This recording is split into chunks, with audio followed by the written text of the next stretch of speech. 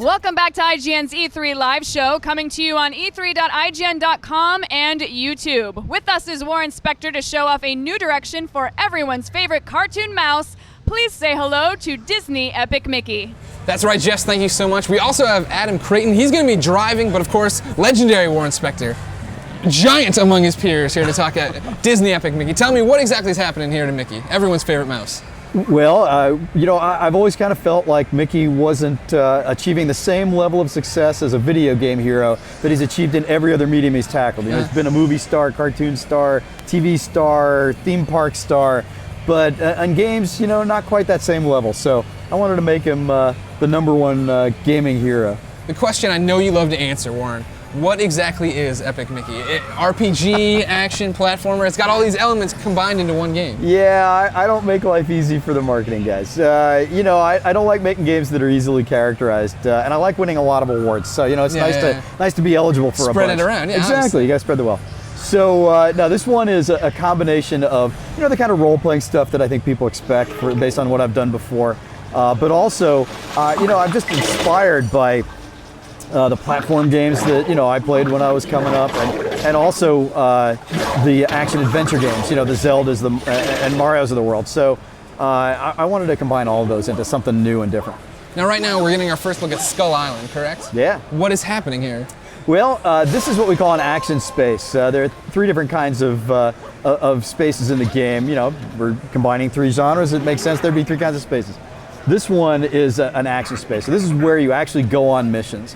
In this case, a character in another place, in Ventureland, has told Mickey he needs to raise a sunken pirate ship and get over to deal with some bad guys. But there's also some optional stuff you can do here to help the guys who gave you the quest if you want to. But it's all about choices. You don't have to do that. All you gotta do is really get off this island. Now, you talk about choices. That's such an interesting concept for a Mickey Mouse game, right? And not to mention, you watch it, you can either use paint thinner or paint, correct? Mm-hmm. And this actually varies on what happens in your world. Yeah, our core mechanic is drawing and erasing. I mean, he's a cartoon character. I wanted to remind him and the world that he's a cartoon character. So, what are cartoon characters made of? They're made of paint. If an artist doesn't like something he's painted, what does he do? He uses a little turpentine to erase it. So in this game, I said, why not give Mickey the capability of controlling the things he's made of? So you can draw things, you can erase things, you can, you can decide how you're going to interact with the world and with the characters in it.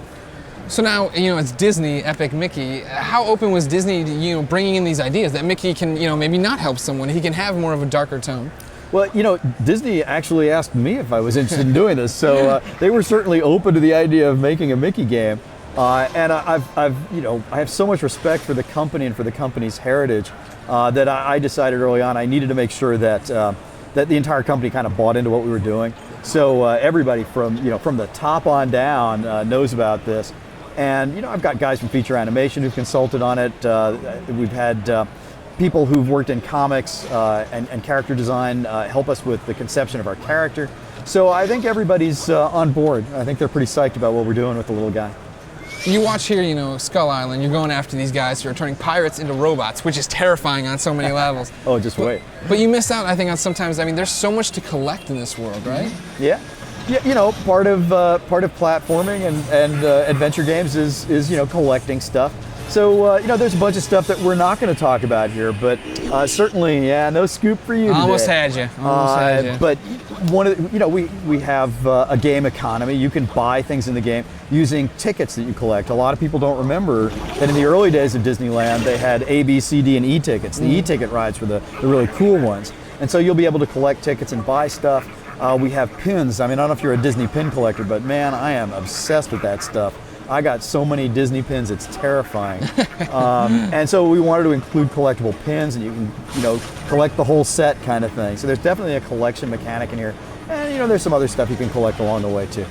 So, we live in, the HD, 3D, crazy universe of, these flat screen TVs. Why was the Wii the platform of choice for this game? Well, think about it. Why the Wii, all right? As soon as you start saying, it's Mickey Mouse, he's a cartoon character, drawing and erasing is going to be what we do, every human being on the planet, I'm surprised you're not doing this, everybody starts doing this. It's like they've got a paintbrush in their hands. Oh, you can draw and you can erase. And it took me about 37 and a half seconds, I think, to figure out that wait, a Wii remote, cool, you know? So that was just obviously the starting point.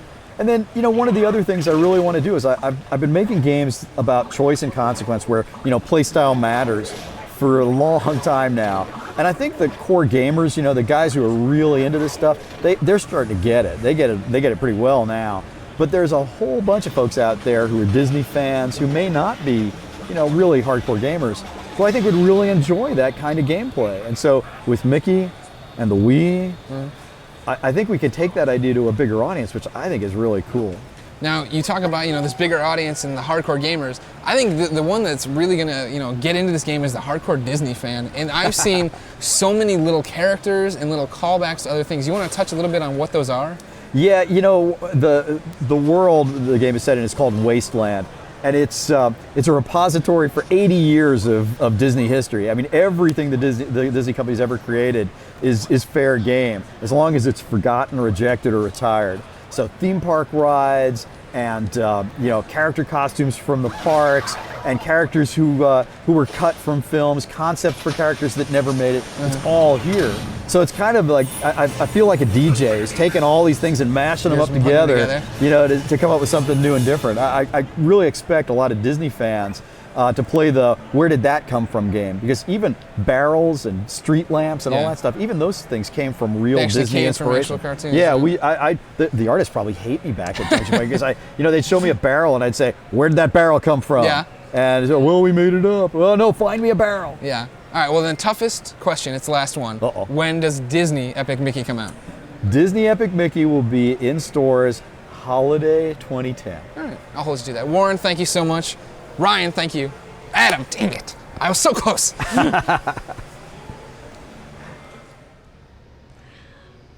Thanks a lot, everyone. That is looking rather epic. And with that said, we're going to take a short break, but stay with us. There's much more to come.